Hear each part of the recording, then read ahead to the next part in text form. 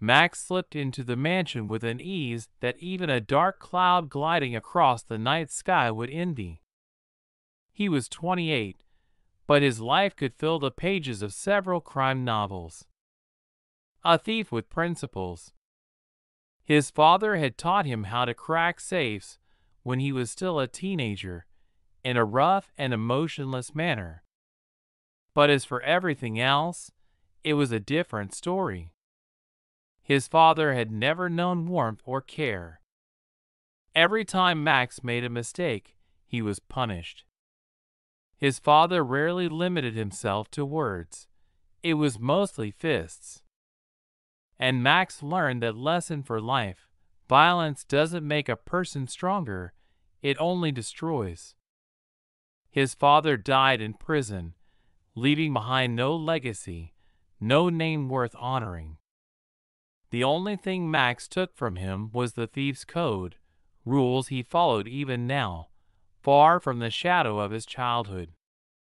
The most important rule: never use violence.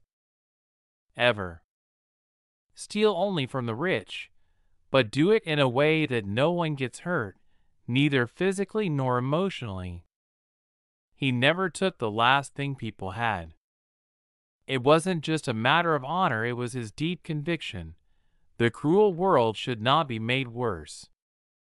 Max knew the price of pain. He saw how many people became victims of the system, how children ended up on the streets, deprived of home and care. And that's why he directed most of his trophies to help those who had hit rock bottom.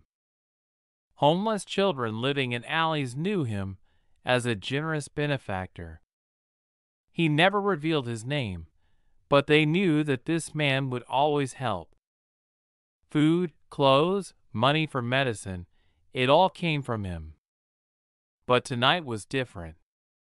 He knew the mansion's owner had left on a business trip, and the security system was long outdated. Inside the house was a safe hidden behind a painting in the office, which he intended to crack. Everything had been planned to the last detail, but Max felt uneasy.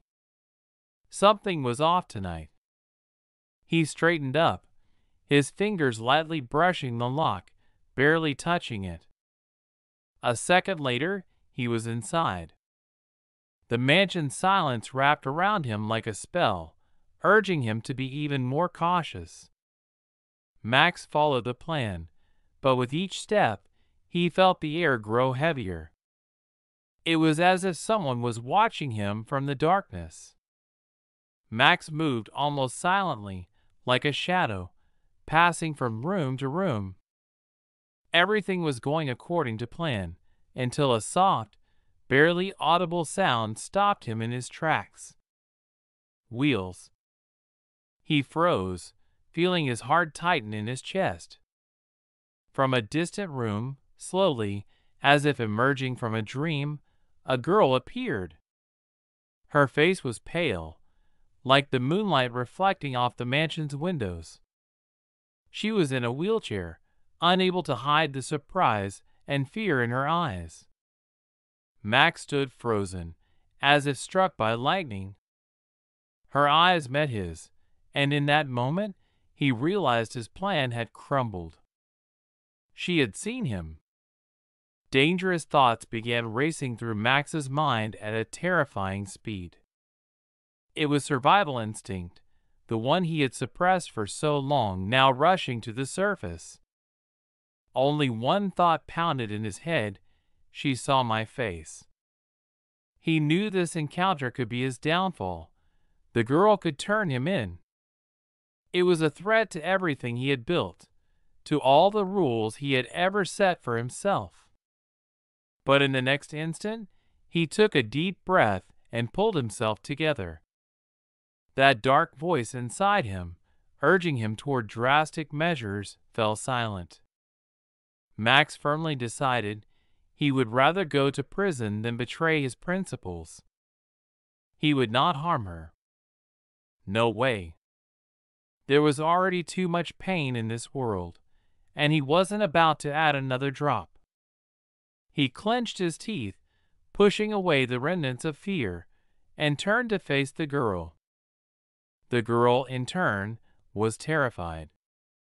She shrank into her chair, her hands trembling, fingers tightly gripping the armrests. Her eyes were wide, like two dark lakes filled with fear. She didn't know what to expect. In front of her stood a stranger, a thief, who had invaded her peace in the dead silence of the night. She had seen his face, but she couldn't read his intentions. The silence hung between them like a chasm. Max felt cold drops of sweat running down his back. He knew his time was running out. Max swallowed nervously, looking into the girl's eyes, and, trying to sound as calm as possible, said, "Don't worry. I won't hurt you. I'm leaving now." He took a step toward the exit, but something made him pause. The girl, already pale, turned even whiter. It seemed as if the life was draining from her right before his eyes. Max frowned. She was clearly frightened, but she looked like she was about to faint. He couldn't just leave her like this. "Wait," he said suddenly, more confidently than he felt. "I'll get you some water." The girl silently watched him as Max returned to the kitchen. Pouring the water, he caught himself thinking that for the first time in a long while, he felt a strange urge to help. When he came back, he handed her the glass, and she took it with trembling hands. "Thank you," she whispered, taking a small sip. Silence hung in the air again. Max hadn't planned on speaking, but something about her drew his attention. Suddenly, the girl spoke. "Why did you come here?" Max felt his heart beat a little faster. He wasn't used to such conversations. Honesty had never been his strong suit, but something in her voice, tired, filled with loneliness, made him answer truthfully. "I'm a thief. I came for money. But I don't hurt people. I don't take the last of what they have. I try to help those who end up on the street." The words spilled out on their own. He didn't want to appear better than he was, but now that he had said it, he felt an odd sense of relief. The girl nodded, as if she wasn't surprised. She set the glass on the small table beside her and spoke again. "I was in a car accident. My mom died, and I was left in this chair." Her voice trembled, but she continued. "My dad quickly found himself a younger wife. Since then I've ceased to exist for him. They'd barely notice me. I have no friends. No one comes to visit me." Max listened to her, and his heart ached at her words. He had never thought of his life as particularly lonely, but now, listening to her, he suddenly realized how similar their fates were. Loneliness crashed over him like a wave. Abandoned by his father, unwanted by anyone, he lived hidden in the shadows. The girl seemed to live the same pain, just in a different form. Max felt this connection more acutely than ever. When he was about to leave, the girl quietly said, "Stay. Talk to me, please. I have no one to talk to." Max hesitated for a moment. He was about to leave, to continue his life, leaving everything behind, as he always did. But her request stirred something inside him, something he hadn't felt in a long time. Slowly, he nodded and sat down in the chair beside her. "I have no one either," he confessed, surprised by his own words. "I'm as alone as you." The words hung in the air, and silence filled the room again. But now it was different. no longer cold and empty, but filled with something new, barely perceptible, but real. The night passed in the blink of an eye. Max and the girl talked until the morning, sharing thoughts, feelings, and stories that they rarely shared with anyone. It seemed that an invisible connection had formed between them, strange and unexpected for both. Hours passed unnoticed, and when the first rays of sunlight peeked through the window, Max realized that time had flown by. He stood up from his chair, adjusted his jacket, and stretched slightly. "I need to go," he said quietly, trying to hide the unexpected regret that this moment was coming to an end. The girl looked up at him. There was a faint sadness in her eyes, but also something else, hope. "Will you come back to see me?" she asked, her voice trembling. Max froze, not expecting such a question. He was a thief, here to steal, not to make friends. But now, standing in front of her, he couldn't simply say no. Even he found it hard to believe how deep this unexpected connection had become. "If you want, we can exchange numbers," he suggested, somewhat hesitantly. Her face lit up, and she nodded, pulling out her phone. They quickly exchanged numbers, and Max felt a strange sense of relief. From this moment on, something in his life had changed, although he couldn't quite understand what. After that night, they began to call each other often. Max hadn't expected their conversations to last so long.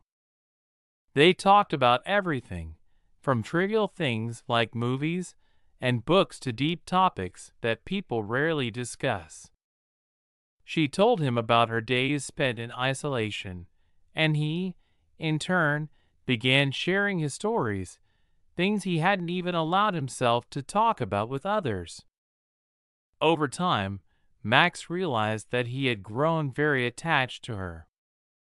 This feeling was strange and unfamiliar. He was used to keeping his distance from people, even those he helped. But now, with each call, he felt his life was becoming less lonely. One day, after another long conversation, Max, without thinking about the consequences, suggested, "Why don't we meet up? You said you rarely leave your house. Maybe we could go for a walk together?" He understood the risks. Walking outside, in the open, with her, meant exposing himself. Anyone could recognize him. Someone might see them together. But he could no longer ignore the feeling.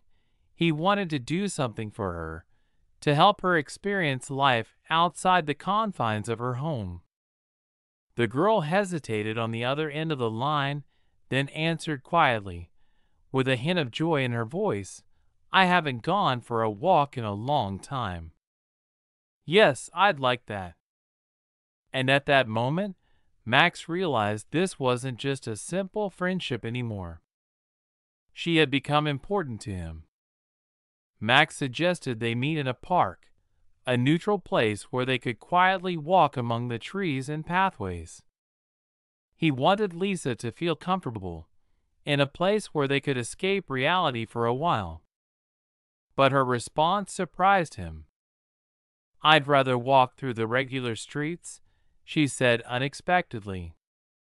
"I'm tired of hiding in my house. I want to see how people live." Max hesitated at first. Was it really worth showing her the part of town he knew best?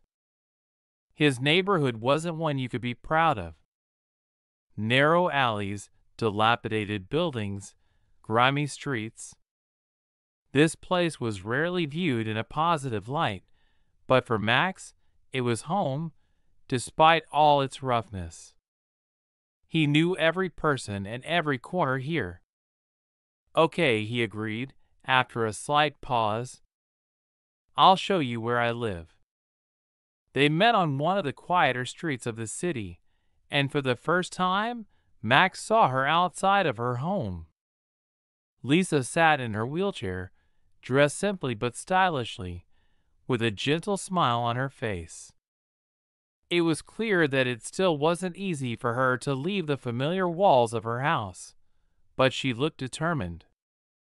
Max approached her, greeting her with a nod. "Ready?"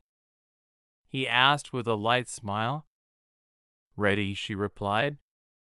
They walked through different parts of the city, and Lisa looked at everything with a curiosity that made her seem like she was seeing the world for the first time. Passing cars, old shops, street musicians, everything seemed fascinating and new to her.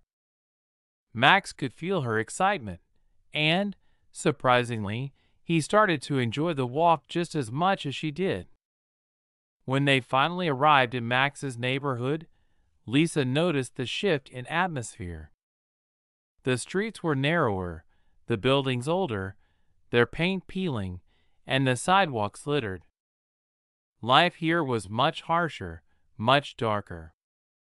The people they passed greeted Max with a nod. This was his world, a place where he felt like he belonged. "This is where I live," Max said quietly, stopping in front of one of the old houses. Lisa looked around, and Max could see that she was taking in every detail, trying to understand the life of this neighborhood. Suddenly, a group of children appeared from around the corner. They were running down the street, laughing and shouting to one another, despite their worn-out clothes and hungry eyes. "Max," one of the boys shouted, running toward him. "You're back." Max smiled and crouched down to be at eye level with the child. "Yeah, I'm here," he replied warmly. "These are my friends," he added, turning to Lisa. "These are the kids who live on the street. I help them out when I can." Lisa looked at the children with a mix of sadness and admiration. She couldn't believe how harsh the world could be to such young, yet full of life souls. One of the boys, noticing her wheelchair, cautiously stepped closer. "You can't walk?" he asked, without a trace of mockery, just pure curiosity. "No, I can't," Lisa replied with a gentle smile, completely unbothered. "But I can roll around." The kids laughed, and the simplicity and sincerity of the moment touched Max. In that instant, he realized that this was more than just a walk. He had shown her his life, his world, and she hadn't rejected it. She had accepted everything just as it was. Max no longer felt alone. The darkness that had surrounded him for years was now dissolving with her by his side. With each passing day, their walks became more frequent, and their conversations deeper. Max and the girl he knew as Lisa couldn't imagine their days without speaking to each other. The ordinary streets of the city, the poor neighborhoods where Max felt most at home, had become their usual route. Lisa no longer feared the streets, people, or life outside her house. Max, in turn, was no longer the withdrawn and isolated man he had been before meeting her. In her, he saw what he had lost in himself, light and hope. As the days went on, Max grew more and more attached to Lisa. She was no longer just a friend. Her warm smile, kind eyes, and the way she accepted his past without judgment captivated him. Max, who had always considered himself cold and hardened, suddenly realized he had fallen in love. But with that love came fear. How could he ask her to be with him? He was a thief, and she was the daughter of a millionaire. How could she live with someone like him? Max often thought about proposing to her, but every time, doubt held him back. He imagined Lisa looking at him with distrust if she ever learned the full truth of his past, and that fear paralyzed him. But one day, everything changed. They were sitting on a park bench, as usual, talking about everything from books to their future plans. Suddenly, Lisa grew quiet, lowering her eyes. After taking a deep breath, she said, "Max, there's something I want to ask you, but I'm scared." Max looked at her, surprised. "What are you afraid of?" he asked softly. I want to ask if you'd like to live together," she finally exhaled, her voice trembling. "I know I'm in a wheelchair and you're completely healthy. Maybe it's wrong, but Max froze, realizing that this very thought had crossed his mind more than once. But now it was coming from her. He saw how nervous Lisa was, afraid of his rejection, and it pained him to think she believed her condition mattered to him in any way. He had never looked at her through that lens.